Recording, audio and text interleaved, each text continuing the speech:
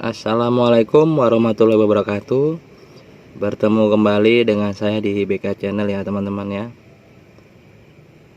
Sebelumnya saya ingin mengucapkan banyak-banyak terima kasih kepada teman-teman yang telah menyaksikan video saya. Dan bagi teman-teman yang baru menemukan channel saya ini, saya ucapkan selamat menonton. Dan semoga berlanjut ke subscribe ya. Dan jangan lupa nyalakan loncengnya ya teman-teman ya. Kali ini kita ngobrol santai ya teman-teman ya. Jadi mumpung ada kesempatan, sedikit bercerita ya teman-teman ya, tentang awal mulanya saya berternak ayam teman-teman ya.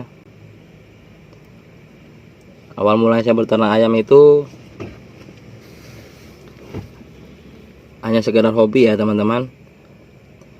Saya itu dulunya hanya hobi, iseng-iseng, daripada sisa makanan di rumah terbuang sia-sia. Dan kebetulan istri saya juga ada usahanya di pasar ya. Jadi setiap hari itu ada sisa-sisa sayuran, rempesan, bahkan sampai semangka dan kates pun ada teman-teman ya, yang rusak-rusak ya. Jadi saya awalnya tuh bingung teman-teman ya, ini barang-barang ini, sayur-sayuran ini mau dikemanain, mau dimakan hari-hari bosan, mau dibuang sayang. Jadi muncullah ide saya ingin beternak ayam untuk lebih serius ya teman-teman ya. Karena saya cuma modal nekat dan modal pengalaman beternak ayam itu yang selingan aja teman-teman ya. Lalu saya beranikan diri untuk membeli DOC 1 box ya teman-teman ya. Membeli DOC 1 box dengan kandang seadanya. Saya tidak tahu kalau DOC itu butuh kehangatan. Suhu kandang itu berkisar 38 derajat itu teman-teman ya. Jadi saya pelihara DOC itu, ditaruh di kandang itu dengan lampu seadanya. Yang penting anggapan saya dulu itu ada lampunya, biar DOC itu bisa makan malam. Akhirnya apa teman-temannya, DOC saya banyak sakit ya. Waktu itu DOC nya itu jenisnya Joper ya teman-teman ya. Karena saya lihat di YouTube itu miara ayam Joper itu mudah ya teman-teman ya, 3 bulan panen ya. Tapi kenyataannya teman-teman tidak seindah di YouTube ya teman-teman ya. Di YouTube itu terlihat gampang sekali kita miara ayam ya teman-teman ya. Jadi waktu itu saya beli DOC itu 1 box itu harganya 1.200.000 ya teman-teman ya. Untuk daerah saya di Samarinda itu harganya 1.200.000 per 102 ekornya ya. Hari pertama DOC nya sehat, hari kedua ketiga itu mulai ada yang sakit ya teman-teman ya. Setelah ada yang sakit itu saya cari cara lagi di YouTube. Informasinya, jika DOC itu sakit kita beri tetaklor, kita beri trimisin, dan lain-lain teman-teman ya. Saya coba semua obat itu. Akhirnya apa teman-teman ya, tetap mati ayam saya itu ya. DOC saya itu tetap mati. Dan ada yang berak kapur, ada yang berak hijau. Akhirnya dalam waktu seminggu itu habis ya teman-teman ya. DOC saya sejumlah 102 ekor itu habis ya dalam waktu seminggu ya. Setelah DOC itu habis, matian semua, istri saya marah-marah ya teman-teman ya. Istri saya marah-marah, bilangnya buang-buang uang, mau untung malah buntung. Wah, pokoknya macam-macam ya teman-teman ya. Itu dulu pengalaman pahit saya baru mulai belajar ternak, tanpa ilmu, tanpa pengetahuan, cuma modal nekat ya teman-teman ya. Jadi saya harap untuk teman-teman para peternak pemula, sebaiknya sebelum memulai beternak itu pelajari dulu ilmunya teman-teman ya. Pelajari dulu ilmunya, karena perawatan DOC dari 0 hari sampai 1 bulan, dan dari 1 bulan sampai panen itu berbeda ya teman-teman ya. Untuk DOC dari 0 hari sampai 1 bulan itu, yang terpenting itu bukan kandang ya teman-teman ya. Kandang itu hanya media ya. Yang terpenting itu suhu kandang ya teman-teman ya. DOC itu lebih baik itu kepanasan sedikit ya, daripada kedinginan ya teman-teman. Jika DOC itu kepanasan, maka dia akan lebih banyak minum ya. Tapi jika DOC itu kedinginan, yang pertama dia itu malas makan, dan yang kedua itu gampang terserang penyakit ya. Penyakit yang sering diderita DOC itu berak kapur sama berak hijau ya teman-teman ya. Jika sudah ada salah satu DOC yang terkena penyakit itu, maka gampang sekali menular ya teman-teman ya. Nah, jika DOC teman-teman itu ada yang terkena berak hijau atau berak kapur, menurut pengalaman selama ini saya selama beternak ayam yang sudah menghabiskan, wah tidak terhitung teman-teman ya, sudah menghabiskan biaya banyak ya, baru bisa memahami perilaku hewan ternak saya teman-teman ya. Jika DOC teman-teman ada yang terkena berak hijau atau berak kapur, itu langkah pertama yang harus kita lakukan itu kita pisahkan dulu teman-teman ya, DOC itu ya. Kita pisahkan, kita taruh di kandang terpisah, lalu kita beri obat ini teman-teman ya. Obatnya Coloridin ya. Ini bukan saya promosi teman-teman ya, karena memang obat ini yang sering saya pakai teman-teman ya, dan alhamdulillah manjur ya. Tapi caranya khusus teman-teman ya, karena dia DOC itu tidak bisa kita kasihkan langsung serbuk gini teman-teman ya. Karena jika kita kasihkan langsung berbentuk serbuk ini ke mulutnya, maka serbuk ini akan masuk ke lubang tenggorokan pernapasan dia teman-teman ya. Bukannya malah sembuh, malah mati ya teman-teman ya. Saya bisa pastikan ya, jika serbuk ini atau serbuk obat apapun untuk DOC kita langsung kasihkan ke tenggorokannya itu teman-teman, yang ada dia tersedak dan sulit bernapas ya. Jika sudah bernapas, maka dalam hitungan 10 menit teman-teman ya, pasti mati ya. Nah, jadi caranya itu kita taruh di wadah minum ya teman-teman ya. Kita taruh di wadah minum, lalu kita ajari dia minum teman-teman ya, dengan kita tundukkan kepalanya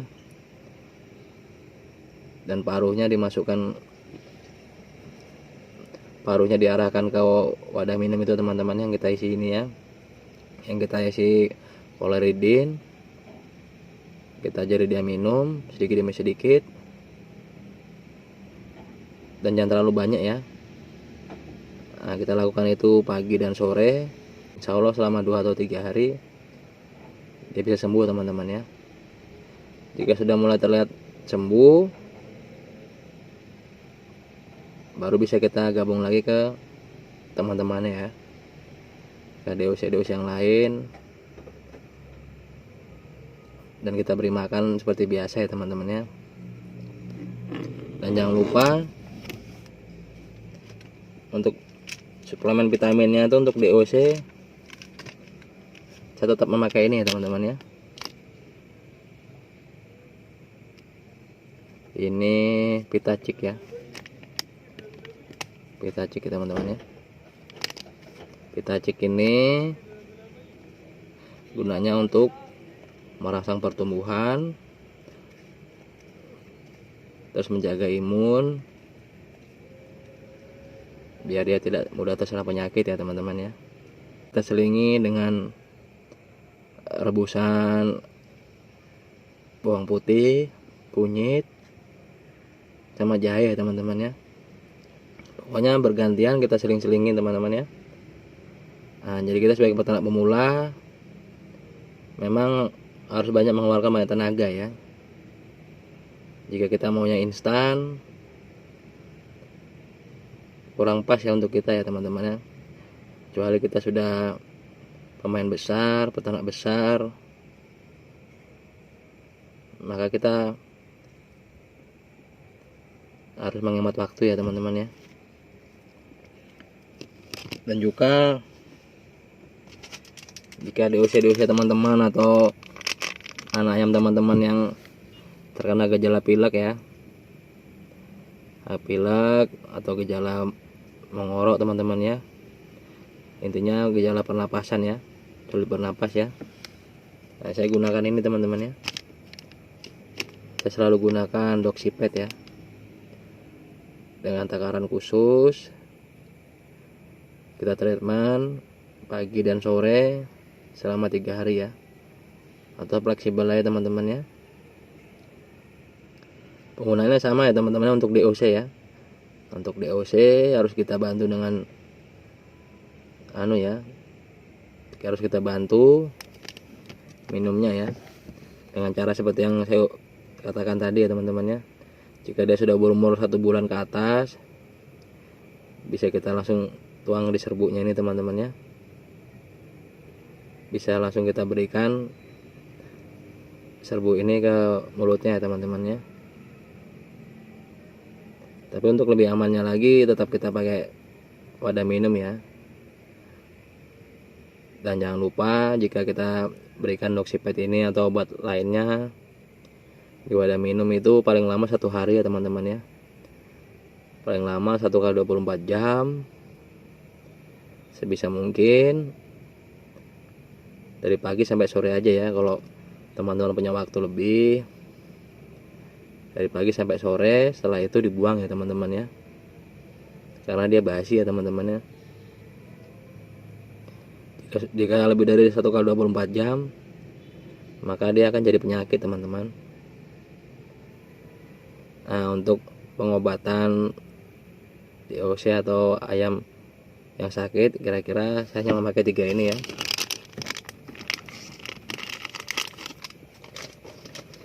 Dan Trimicin ini teman-teman ya. Nah, 3 ini yang saya pakai ya. Trimicin ini bisa kita gunakan saat ayam sehat ataupun ayam sakit ya. Karena dia tidak berdampak apa-apa teman-temannya, tidak berdampak buruk ya untuk ayam sehat ya. Nah, dia gunanya untuk menjaga kesehatan anak ayam ya teman-teman. Jadi ketiga obat ini yang saya gunakan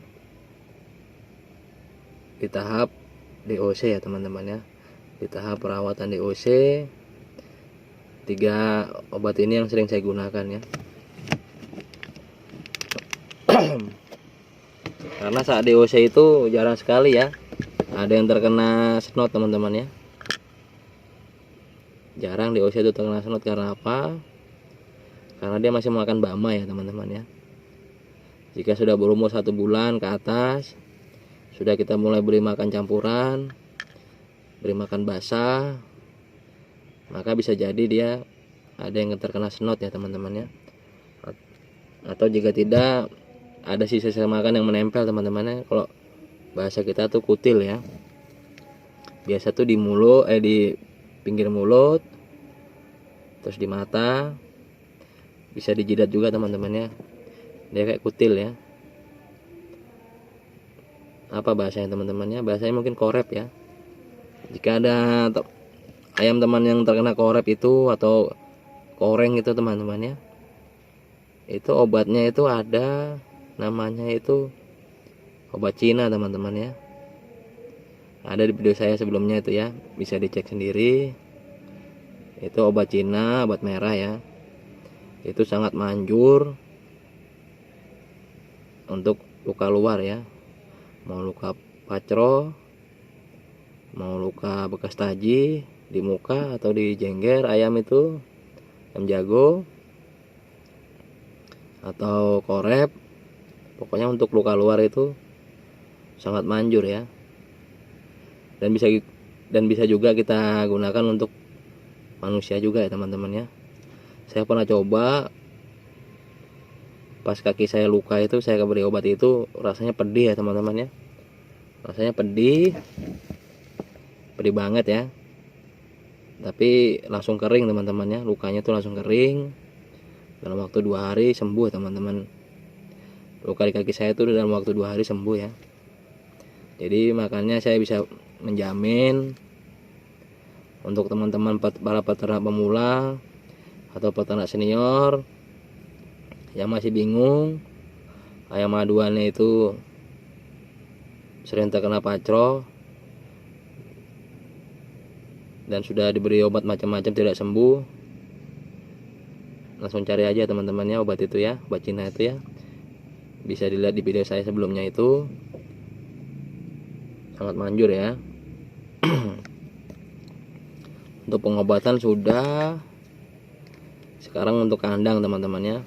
Untuk kandang DOC itu sebaiknya kandangnya itu tertutup ya, tertutup atas bawah, samping kiri dan kanan teman-teman ya. Nah, gunanya apa? Agar kehangatan di suhu ruangan itu tetap terjaga ya. Jika DOC kita sedikit, tidak perlu kandang yang besar-besar teman-teman ya. Intinya kesehatan DOC itu bukan terletak dari kandang yang luas atau kandang yang bagus ya. Saya hanya menggunakan peti kayu, peti mangga ya teman-teman ya. Ada di video saya sebelumnya. Nah, kalau DOC itu cuma 20-30 ekor, itu cuma peti mangga ya cukup teman-teman ya. Asal kita rajin membersihkan alas sekamnya teman-teman ya. Karena saya menggunakan sekam alasnya, seminggu sekali saya ganti teman-teman ya. Walaupun kandang kita bagus, mewah, tapi kita jorok, sama aja teman-teman ya. Sama aja, pasti DOC itu sakit ya. Dan yang penting minumnya itu, kalau saya bisa kasih saran, minumnya untuk DOC di bawah sebulan itu air matang ya teman-teman ya. Air matang atau paling enggak air galon ya. Karena apa? Jika teman-teman menggunakan air sumur atau air hujan, di situ banyak bakteri E. coli teman-teman. Nah, bakteri E. coli itu, jika ada teman-teman yang belum paham, itu bakteri E. coli itu yang menyebabkan DOC kita itu berak kapur dan berak hijau ya. Nah, jadi sebisa mungkin gunakan air matang ya. Kalau teman-teman sayang menggunakan air galon, ya air hujan direbus. Nah, gitu teman-teman ya. Dan jangan lupa kasih penghangat lampu itu yang ideal ya teman-teman ya, yang pas dengan suhu kandang kita ya. Kalau kandangnya besar ya lampunya harus banyak, minimal 2. Satu bolamnya itu wattnya itu minimal 60 ya. Kalau kandangnya sudah seluas 1 meter lebih, lebarnya 1 meter atau lebarnya 2 meter, pokoknya ukuran 1x2 atau 2x2 tuh minimal bolamnya harus 2 ya. Wattnya itu paling kecil 60 ya teman-teman ya. Untuk mengetahui kandang itu suhunya pas atau enggak gampang ya teman-teman. Cukup kita lihat DOC itu berkumpul enggak di bola lampunya itu ya. Jika dia berkumpul, bergerombol di bawah bola lampu, berarti suhu ruangannya itu kurang hangat ya. Bisa kita naikkan lagi ya menjadi 100 watt. Nah, jika teman-teman takut meleleh piting lampunya itu, yang tadinya bola lampunya itu 2, kita kasih 3 atau 4 ya. Nah, wattnya kita turunin menjadi 40 watt. sebanyak 4 piting ya teman-temannya, fleksibel aja ya. Intinya suhu ruangan itu terjaga ya. Nah, jika DOC itu berkeliaran ke seluruh isi kandang, lincah, berarti suhu ruangannya pas ya teman-teman ya. Nah, jika suhu ruangannya sudah pas, maka DOC itu pasti akan sehat ya teman-teman.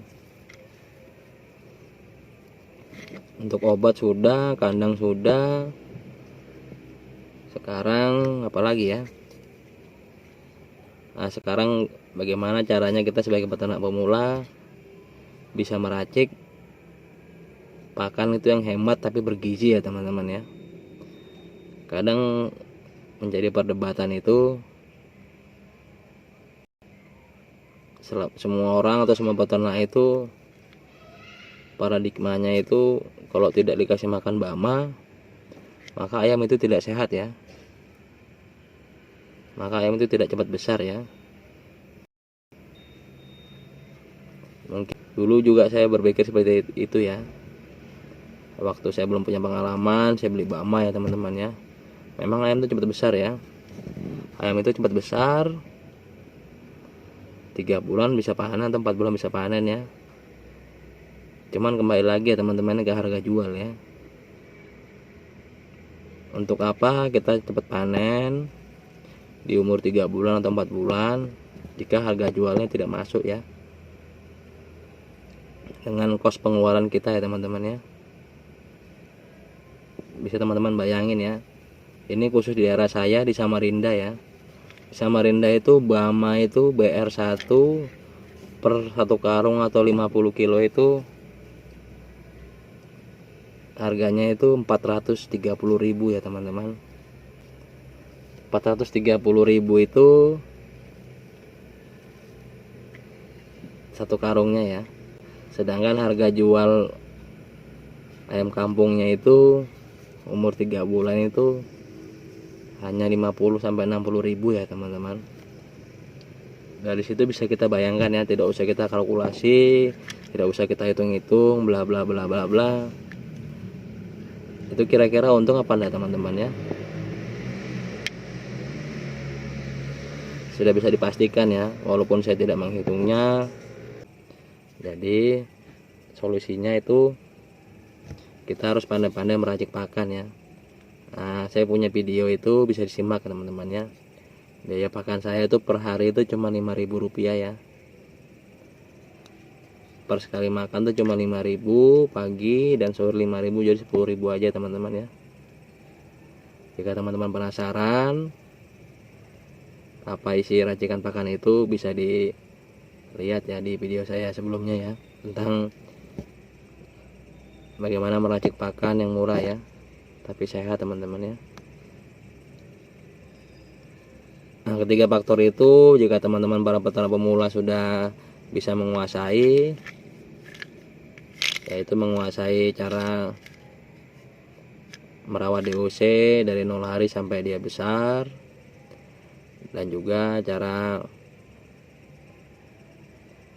bagaimana menanggulangi jika anak ayam itu sakit,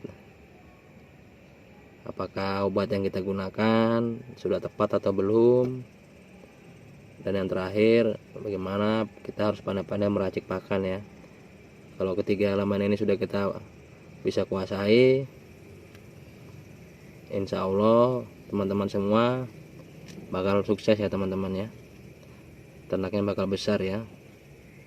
Jika sudah paham semua itu, masalah jumlah, masalah populasi, mau 1.000, mau 2.000, mau 3.000, asal teman-teman punya lahan dan punya ilmunya ya, sudah ya, gampang ya teman-teman ya.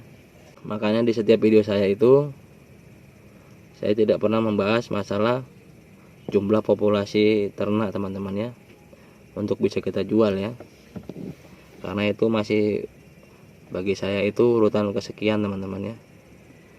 Untuk apa kita punya populasi banyak kalau kita tidak bisa merawat DOC itu dari kecil ya. Karena tidak mungkin dong kita merah ayam segitu banyaknya sampai 10.000, 20.000 ekor tiba-tiba besar, ya kan? Pasti dari kecil dulu kan teman-teman kan. Nah, jadi saran saya yang pernah gagal, yang pernah mengalami sakitnya beternak ayam,